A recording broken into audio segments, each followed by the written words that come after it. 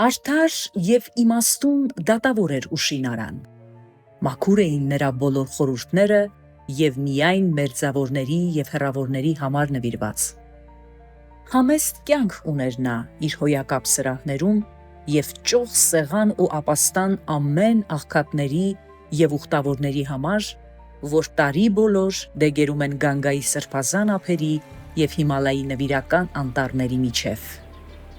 Մի անգամ, երբ նա դահլիճում նստած կարդում էր վեդաները, սրտապատառ ներս ընկավ մի աղավնի, որին հետապնդում էր սրաթև անգղը։ Սարսափած թռչունը նստավ դատավորի ծնկին եւ պաշտպանություն աղերսեց։ Անգղը հասավ նրա հետևից, սակայն Ուշինարան պատասպարել էր արդեն մահապուրծ աղավնուն։ «Դատավոր», դիմեց անգղը Ուշինարային, «քաղցը վաղուց ընկճել է ինձ։ Մեծ հանցանք է քաղցածի ձեռից խլել նրա սնունդը, ետ տուր ինձ աղավնին»։ Ուշինարան ձեռքի շարժումով մերժեց նրա պահանջը։ «Դատավոր», շարունակեց անգղը, «դու պարտաճանաչ մարդու հռչակ ունես, սակայն ինչու պարտքի օրենքին հակառակ ես գնում։ Ինչու ես ինձ զրկում իմ անհրաժեշտ սնունդից»։ Այս անօգնական մահի սարսուռով դողդոջուն թռչունը իմ պաշտպանությանը դիմեց, առարկեց Ուշինարան։ Դու հզոր անգղ, մի՞թե չես տեսնում, որ իմ առաջին պարտքն է չհանձնել ինձ հավատացող արարածին իր հոշոտող թշնամուն։ Ավելի մեծ ոճիր է վտանգված թույլին զրկել օգնությունից, քան թե կատարել ոճիրների ոճիրը, սպանել բրահմինին։ Բայց դատավոր, ամեն արարած աշխարհում ուտելով է որ կապրի։ Եթե զրկեց արարածին կերակուրից, իսկույն կդադարի նրա կյանքը։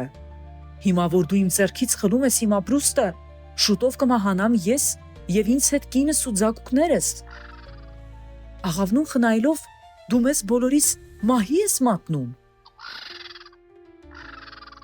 Դու շատ իմաստուն ես խոսում, ով անգղ, հզոր թռչուն, բայց խոստովանիր, ինչպես կարող ես ընդունել, որ թշվառ փախստականին հանձնեմ կորստի։ Բնավ, երբեք։ Քո առջև բաց են ահա մառանից դռները։ Գնա, առ ինչ որ ուզում ես, եղնիկի միս, վարազի միս, եւ ուրիշ ինչ որ ուզում ես,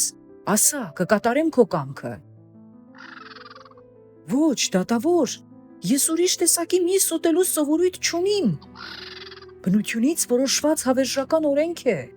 որ անգղները աղավնիներ պիտի ուտեն։ Դուր ինձ իմ իրավունքը։ Անգղ, թախանձեց Ուշինարան,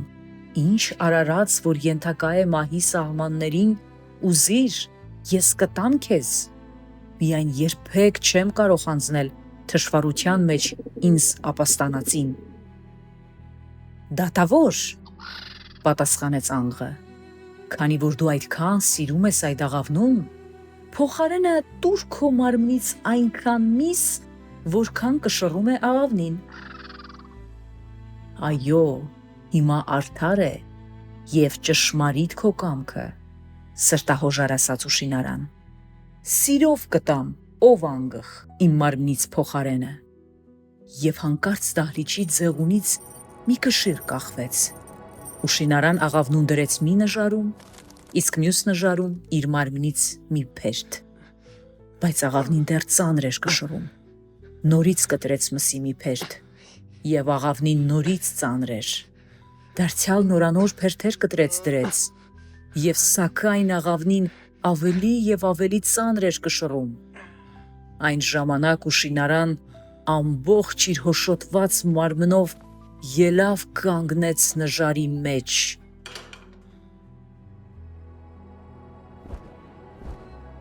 Ես ինդիր անեմ, ձայնեց անգղը,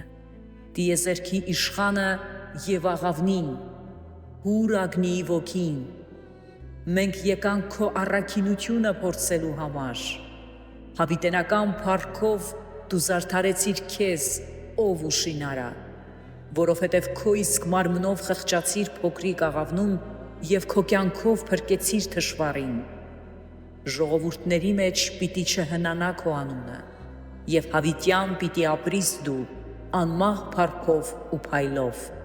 որովհետև պարտքի սրբության հավատարիմ եղար։